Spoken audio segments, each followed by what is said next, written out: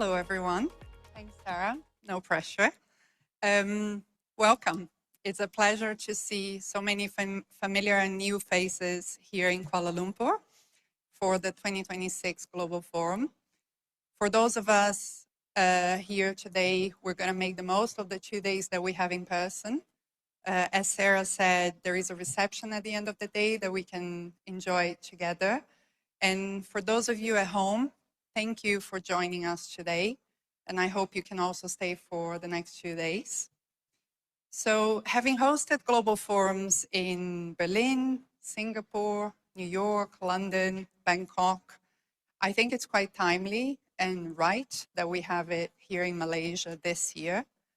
Malaysia sits at the heart of many of the migration corridors we work with, deals with many of the issues we are looking to address, and is also a very, very welcoming country. And so it's wonderful for us to be hosting this in Malaysia this year. And I would like to thank our colleagues here on the ground, in regional offices as well, UN agencies, civil society, all of our partners and the team who have made this 2 days possible.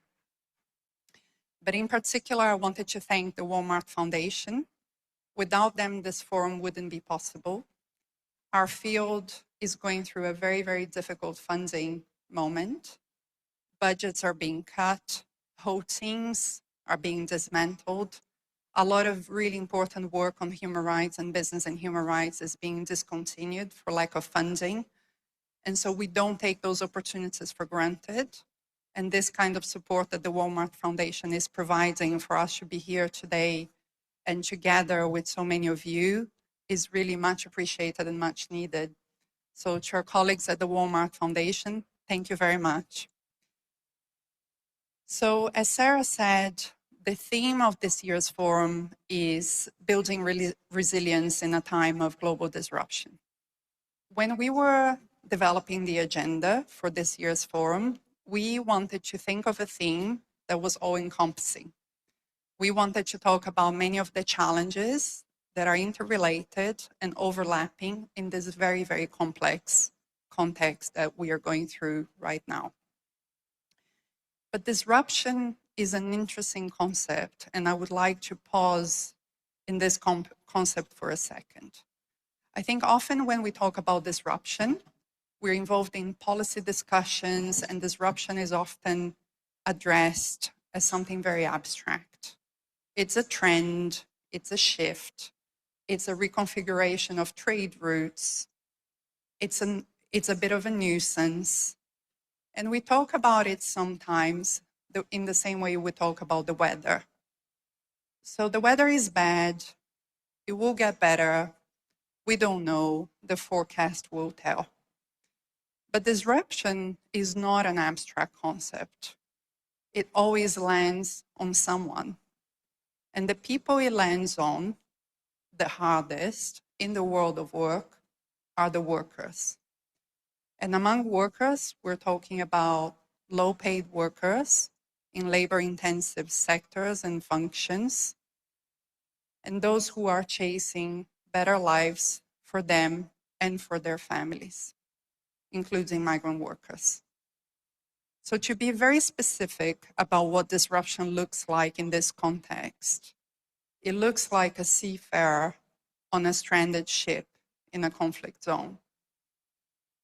He or she is unable to leave, scared for his or her life, unable to send money home, unable to go home. This is disruption.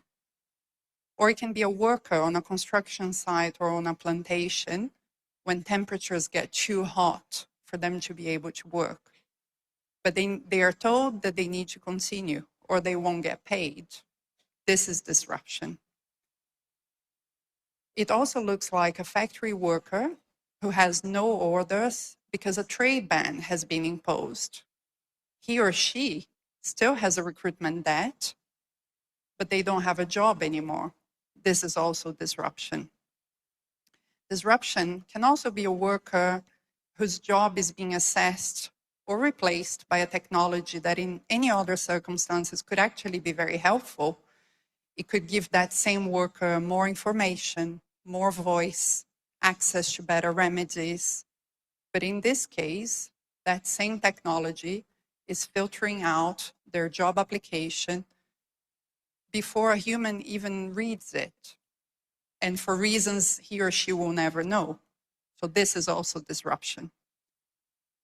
And these are not random stories or anecdotes. They are real examples of what happens in the world of work when global pressures converge and where the very recruitment and labor systems are already strained, already uneven, already weighted against workers. But for the next 2 days, I would really urge us not to focus just on what is really, really difficult right now. I also want us to spend some time, and most of our time, focusing on what is possible. Because the reason the Global Forum exists and has existed for the past 9 editions is because we believe and we know that there is evidence that we can bring some change.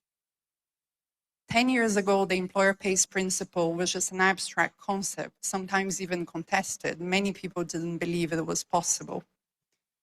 Now, today, the employer pays principle is an expectation. In any serious conversation about supply chain and recruitment, you would expect to hear about responsible recruitment and the employer pays principle. And that happened not just because of conversations like these ones that we're going to have here over the next few days, but also because of these discussions. And these discussions and that arduous work of chipping away day after day is what helped us to turn those ideas, those abstract concepts into frameworks and into principles that are now expectations.